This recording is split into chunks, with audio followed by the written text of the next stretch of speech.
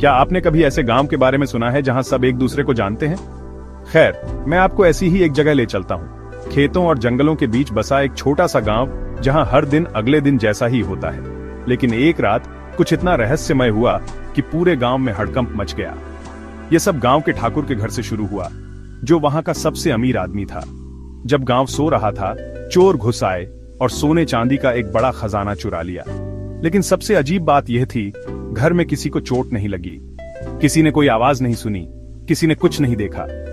चोर जितनी खामोशी से आए थे, उतनी ही खामोशी से गायब हो गए।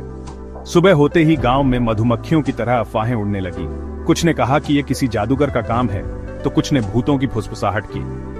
ठाकुर गुस्से और शर्मिंदा होकर पुलिस को बुलाया, लेकिन वे भी एक छोटी सी सुराग भी नहीं ढूंढ पाए।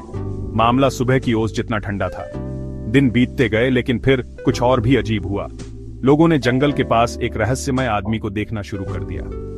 वह जंगली लग रहा था, उसकी आंखें लाल थीं, उसके बाल लंबे और उलझे हुए थे और किसी ने उसे पहले कभी नहीं देखा था।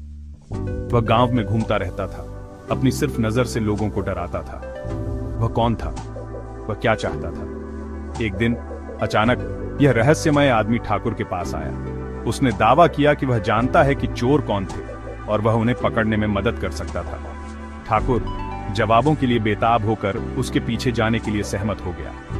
आदमी उसे जंगल में एक छिपी हुई गुफा में ले गया और उन्होंने वहां क्या पाया? अजनबियों का कोई गिरोह नहीं, बल्कि ठाकुर के अपने गांव वाले, जिन लोगों के साथ वह बड़ा हुआ था, चोरी के खजाने से घिरे हुए रंगे हाथों पकड़े गए। ठाकुर ने जरा भी देर नहीं की, उसने पुलिस को बुलाया और उन गांव वालों को गिरफ्तार कर लिया गया। बस ऐसे ही रहस्य सुलझ गया। लेकिन सबसे अजीब बात, रहस्यमय आदमी जिसने उनकी मदद की थी, वह जितनी अचानक आया था, उतनी ही अचानक गायब हो गया।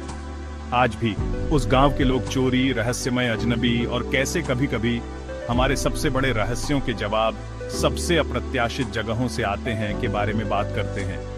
तो अगली बार जब आप किसी छोटे गांव से कोई अजीब कहानी सुने, तो याद रखें, हर किंवदंती में थोड़ी सच्चाई होती है और बहुत सारा रहस्य।